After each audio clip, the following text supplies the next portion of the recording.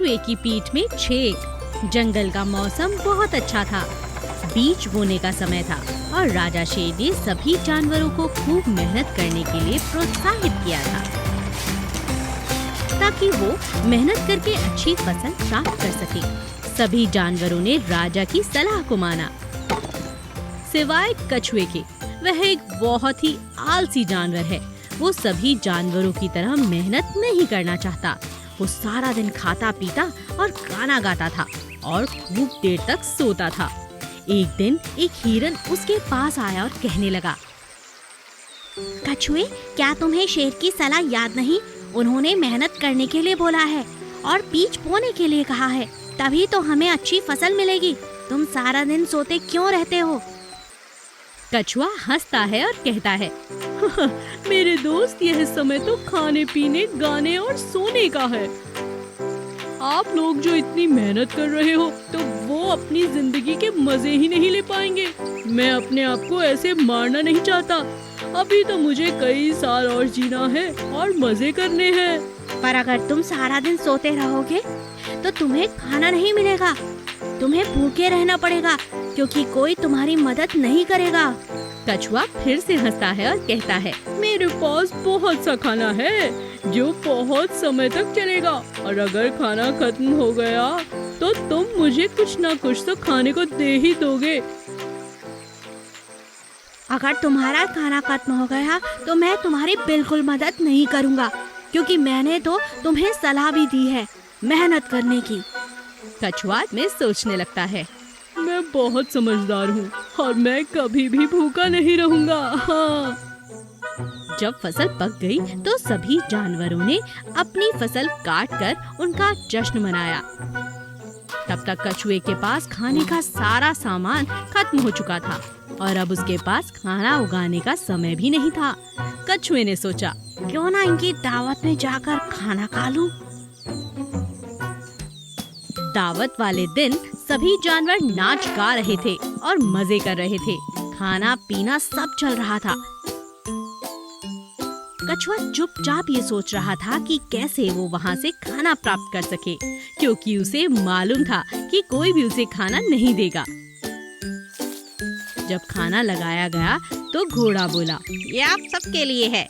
सभी जानवर एक दूसरे की तरफ देखने लगे और सोचने लगे कि ये आप सब कौन है। तभी कछुआ कहता है, मेरा दूसरा नाम आप सब है, इसीलिए ये सारा खाना मेरा है।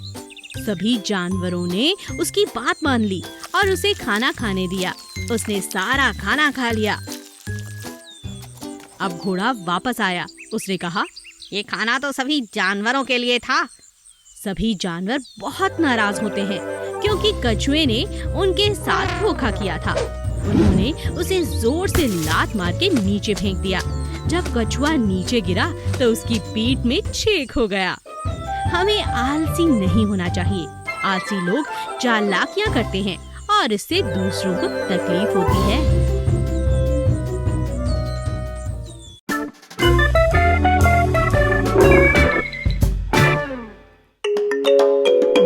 हिरन। झील के आसपास बहुत ही सुंदर हरियाली है। पास की पहाड़ी भी सुंदरता को बढ़ाती है। झील शांत है, हमेशा की तरह। झील के ऊपर से छोटा सा पुल जाता है।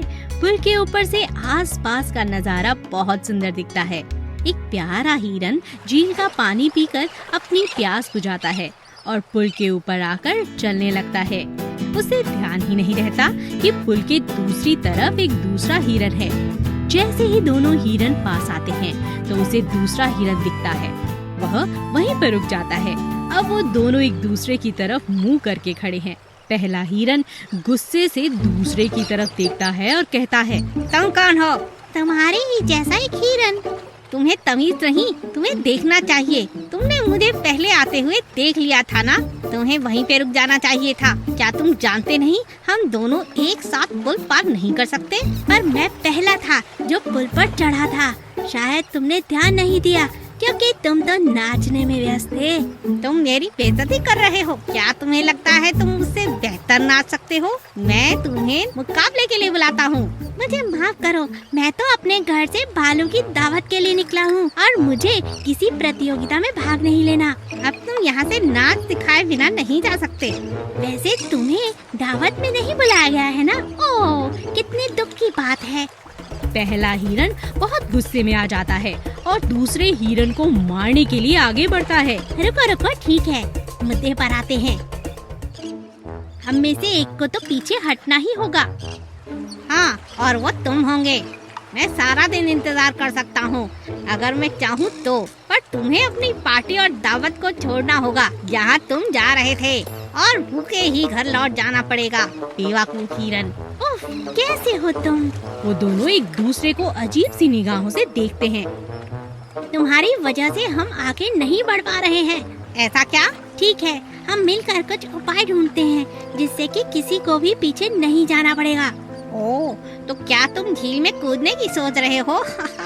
हाँ हाँ, हंसने की कोई बात नहीं है। सभी हिरन की तरह मैं नीचे बैठ जाऊंगा और तुम मेरे ऊपर से निकल जाना। सोच लो, मैं बिना सोचे समझे कभी कुछ नहीं करता। मुझे तुम्हारा नाच अच्छा लगा था, इसीलिए मैं तुम्हें अपने ऊपर से जाने दे रहा हूँ। पहला हिरन इस बात को सुनकर खुश हो जाता है और उसके ऊपर से टाप कर चला जाता है। और जैसे ही वो दूसरे हिरन के ऊपर से कूद के दूसरी तरफ जाता है, दोनों हिरन अपने अपने रास्ते चल देते हैं।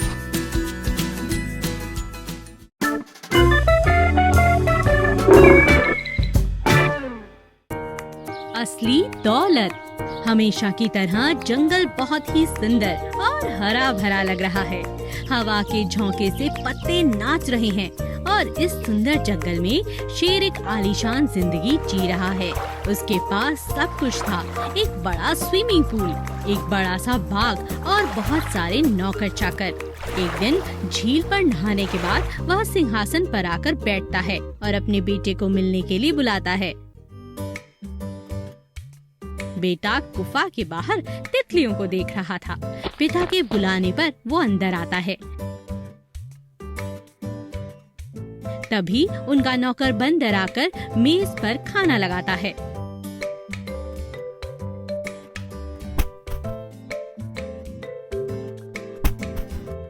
स्वादिष्ट खाना खाने के बाद शेर अपने बेटे के साथ बाग में सैर करने जाता है। अब समय आ गया है कि तुम्हें अपनी प्रजा के बारे में जानकारी हो जानी चाहिए। तुम जानते हो कि हमारे पास बहुत धन है जो कि सबके पास नहीं होता। यहाँ पर बहुत से लोग बहुत गरीब हैं जिनका गुजारा बड़ी मुश्किल से चलता है। चलो आज हम जंगल का एक चक्कर लगाते हैं। ठीक है पिताजी। शेर और उसका बेटा जंगल में सैर करते हुए आगे बढ़ते हैं। झील के पास उन्हें हाथी, भालू और घोड़ा मिलते हैं। शेर और उनका बेटा उनका हाल चाल पूछते हैं। फिर वे दोनों बंदर के पेड़ के पास पहुंचते हैं। उसी पेड़ पर एक नेवले और कबूतर का भी घर था। शेर और उसका बेटा उनसे भी बातें करते हैं। इस तरह वो खरगोश के घर भी जाते हैं। भेड़िया जिनकी गुफा झरने के पास थी, जिराफ के घर भी जाते हैं।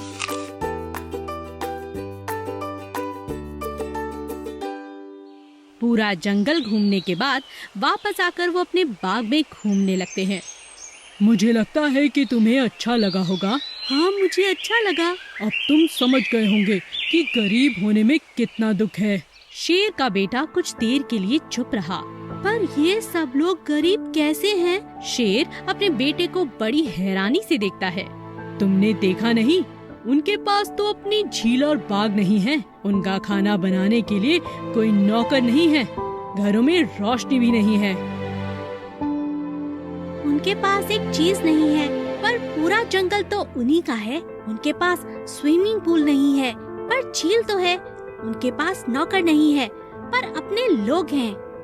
उनके पास रोशनी नहीं है, पर तारे उनको रोशनी देते हैं।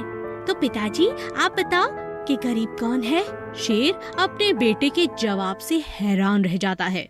तुमने तो मुझे ही सबक सिखा दिया। इतने साल में समझता रहा कि मैं अमीर हूँ, अब पता चला कि असली दौलत धन में नहीं है, परंतु एक दूसरे के साथ प्यार से रहने में है। तुम्हें मेरा नमस्कार पुत्र। हम फिर से जंगल के अन्य जानवरों से मिलने जाएंगे।